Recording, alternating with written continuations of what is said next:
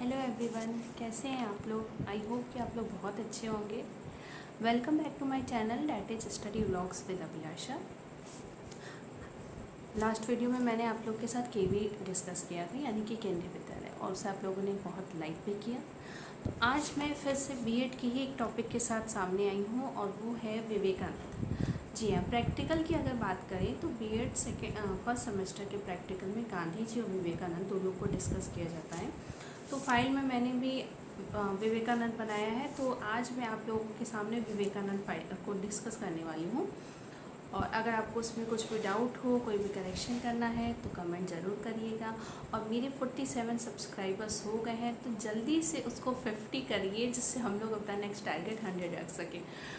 तो अगर आप लोग को ये वीडियो अच्छा लगेगा तो उसे लाइक को कमेंट ज़रूर करिएगा, मेरे चैनल को सब्सक्राइब करिएगा। तो आज मैं आपके साथ स्वामी विवेकानंद डिस्कस करने वाली हूँ। तो स्वामी विवेकानंद की बहुत ही अच्छी सी छवि हम लोग के मन में है। जब भी हम बात करते हैं हमारे फ्रीडम फाइटर्स के बारे में, कि जो भी हमारे देश के फाइटर्स थे जिनकी वजह से हमें आज़ादी मिली, तो भगत सिंह थे, चंद्रशेखर आज़ाद थे, ये लोग थे जिन्होंने मतलब फिजिकली बहुत फाइट किया।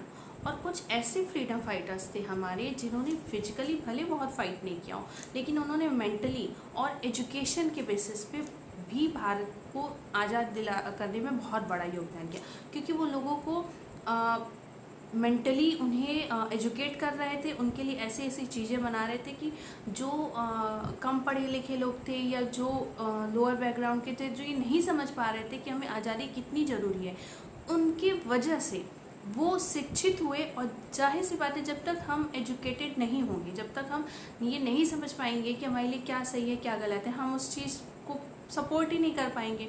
तो इंडिया में उस टाइम एजुकेशन का लेवल बहुत ख़राब था, बहुत लो एजुकेशन लेवल चल रहा था। तो कुछ ऐसे हमारे फ्रीडम फाइटर्स थे जो एजुकेशन के लेवल पे, जो देश को आज़ाद करने के लिए युवा पीढ़ी को तैयार कर रहे थे, बच्चों को तैयार कर रहे थे, जो थोड़े एजेड लोग थे उनको तैयार कर रहे थे, उन्हें वो शिक्षित कर रहे थे, उन्हें वो समझा रहे थे शिक्षा के माध्यम से कि भाई आप पढ़ो लिखो और ये समझो कि देश का आज़ाद होना क्यों ज़रूरी है, पढ़ाई क्यों ज़रूरी है, क्योंकि यही चीज़ है जो आपको आगे उन्नति तक ले जाएगी। तो उसमें हमारे स्वामी विवेकानंद का अगर हम नाम नहीं लेंगे तो मुझे नहीं लगता कि इन फ्रीडम फाइटर्स के लिस्ट कंप्लीट हो पाएगी, जिन्होंने एजुकेशन के थ्रू हमारे इंडिया में ये इम्पोर्टेंस जगाई कि हमारे देश को आज़ाद होना क्यों ज़रूरी है। एजुकेशन सबसे इम्पॉर्टेंट है, और बिना एजुकेशन के कुछ भी नहीं हो सकता, ये तो आज हम सब जानते हैं। लेकिन उस टाइम पे बहुत ही कम लोगों को ये पता था कि एजुकेशन कितना इम्पॉर्टेंट है हमारे लिए, क्योंकि इतने सालों से जो अंग्रेज़ों ने ऐसी चीज़ें बना रखी थी कि हम शिक्षित ही नहीं हो पा रहे थे, और हम वही कुएं के मेढक के जैसे थे। हम समझ ही नहीं पा रहे थे कि हमारे साथ गलत हो रहा है और जगह क्या गलत हो रहा है, या हम इसे सही कैसे कर सकते। ना तो हम अपने साथ हुए अन्याय को देख पा रहे थे, और ना हम उसे सुधारने की कोई कोशिश कर पा रहे थे। तो उस टाइम स्वामी विवेकानंद हुए जिन्होंने अपनी शिक्षा से जनता को एक बहुत अच्छी दिशा दिखाई, कि जब लोग कंफ्यूज होते थे, उन्हें समझ नहीं आता था क्या कैसे करना चाहिए, तो उस टाइम जो एजुकेशन था वो बहुत मैटर करता था। तो आज हम स्वामी विवेकानंद के बारे में पढ़ने वाले हैं। तो 1863 में, यानी कि 1863 में कोलकाता में स्वामी विवेकानंद जी का जन्म हुआ था। ये बंगाली थे, और ये बंगाली क्षत्रिय थे। आप देखते होंगे ऑरेंज कलर में इनकी दिखती है, तो वो बहुत ही अच्छी सी क्यूट सी इनकी इमेज दिखती है, बड़े अच्छे और शालीन ये उसमें दिखते हैं। तो ये बंगाली थे, बंगाली क्षत्रिय के घर पर में इनका 1863 में यानी 1863 में इनका जन्म हुआ था। एक शॉर्ट में हम इनका समरी देख लेंगे, क्योंकि हम बीएड की बात कर रहे हैं, तो हम यहाँ पे इनके एजुकेशन से रिलेटेड इन्होंने क्या क्या काम किया है उसे हमारा डिस्कस करना ज़्यादा इंपॉर्टेंट है। तो इनकी जो समरी थी, लाइफ समरी है, उसे हम 2 मिनट में जल्दी से हम उसे ख़त्म कर लेंगे। बचपन का इनका नाम नरेंद्र नाथ दत्त था। जब ये अमेरिका जा रहे थे आगे की पढ़ाई करने के लिए, उस टाइम इन्होंने अपना नाम नरेंद्र नाथ से बदल के स्वामी विवेकानंद रख दिया था। जब ये इंग्लैंड से लौट कर आए थे, ये पहले अमेरिका पढ़ाई करने गए, उसके बाद ये इंग्लैंड गए थे। जब ये इंग्लैंड से लौट कर आए थे, तब इन्होंने रामकृष्ण मिशन की स्थापना की थी। और एक और जो चीज़ इनके बारे में पढ़ने लायक है वो ये है कि 1863 में इनका बर्थ हुआ था और 4 जुलाई 1902 को, यानी सिर्फ 39 साल में इनकी डेथ हो गई थी। तो बहुत ही शॉर्ट पीरियड था इनकी लाइफ का। एक तरीके से 1860 में पैदा हुए थे, 1902 में ख़त्म हुए थे। सिर्फ अप्रॉक्स 39 साल 40 साल ये जिंदा थे। इतनी कम एज में इन्होंने बहुत ही अच्छा काम किया था हमारे देश के लिए। तो अब हम आगे इनके बारे में पढ़ने जा रहे हैं कि एजुकेशन के लेवल पे इन्होंने क्या क्या काम किया। तो अगर दार्शनिक विचार की बात करें तो ये अद्वैतवाद को मानने वाले थे। अद्वैतवाद का मानना था कि द्वैतवाद मतलब दो, अद्वैतवाद दो नहीं एक। इनका मानना था ईश्वर एक है, ईश्वर एक ही है।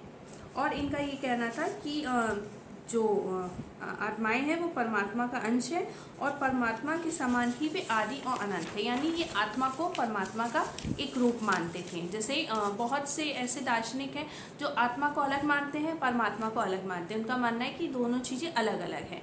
आत्मा परमात्मा का अंश है लेकिन परमात्मा आत्मा का अंश नहीं है, ऐसा उनका मानना है।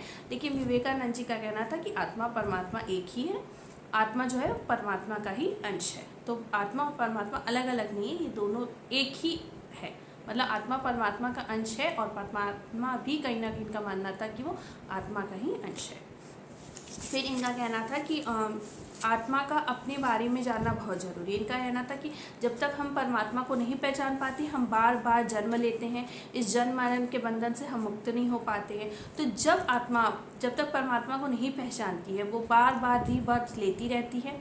फिर ऐसा होता है कि एक टाइम ऐसा आता है कि जब वो पहचान लेती है कि परमात्मा क्या है, उसके वास्तविक अर्थ को समझ लेती है, तब वो मोक्ष को प्राप्त कर लेती। इसे ही इन्होंने मुक्ति, मोक्ष या लिबरेशन कहा था और तब वो परमात्मा में मिल जाती है। मतलब एक तरीके से दार्शनिक पूरा विचार था इनका कि वो बार बार जन्म लेती है, मृत्यु लेती है, तो जब तक वो समझ नहीं पाती कि परमात्मा क्या है, जब वो समझ जाती है तो वो परमात्मा में मिल जाती है।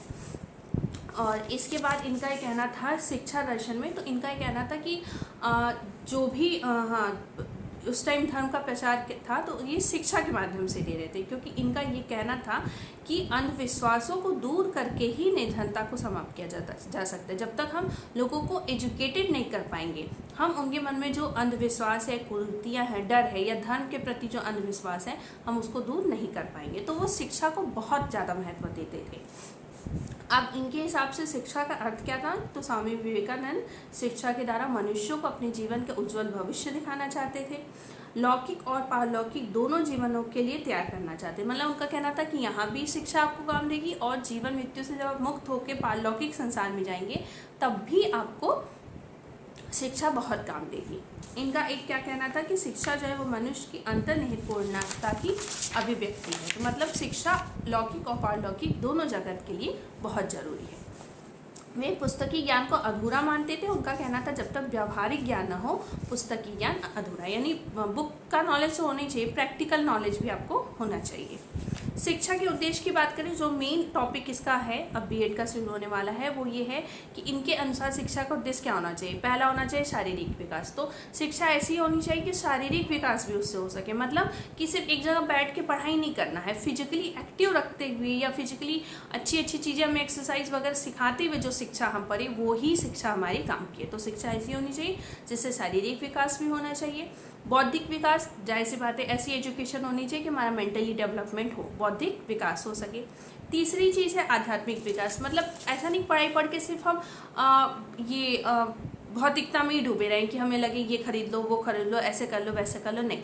आध्यात्मिक विकास भी होना चाहिए। मतलब शिक्षा ऐसी होनी चाहिए जो हमें ईश्वर से भी जोड़ सके, हमें अध्यात्म के बारे में भी जानने की अंदर से उत्सुकता ला सके।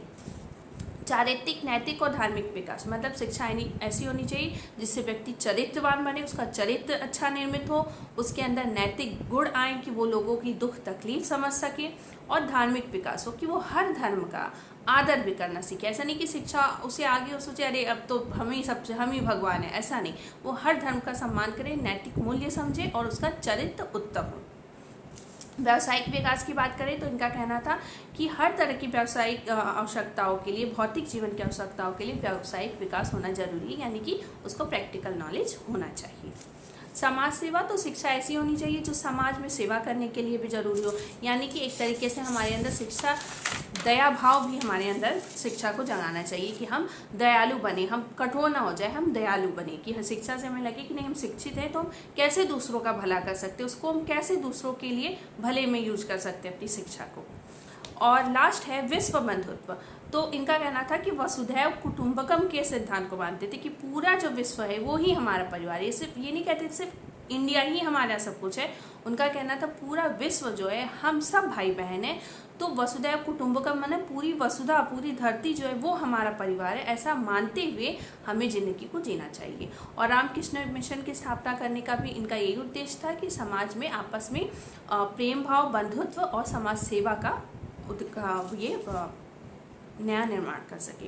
पाठ्यक्रम की बात करें तो इनके हिसाब से जो भी पढ़ाई का सिलेबस होना चाहिए वो कैसा होना चाहिए कि उसके अंदर भाषा, कला, इतिहास, भूगोल, नागरिक शास्त्र, अर्थशास्त्र, विज्ञान, मनोविज्ञान, गृह विज्ञान, तकनीकी शास्त्र, उद्योग, कौशल, गणित और कृषि, हर तरह का नॉलेज होना चाहिए। इनका कहना था कि शिक्षा में, एजुकेशन में हम जो भी करिकुलम या फिर पाठ्यक्रम बनाते हैं वो हम ऐसे बनाए बच्चों के लिए कि इसमें हर सब्जेक्ट का उनको नॉलेज हो, हर सब्जेक्ट का नॉलेज हो।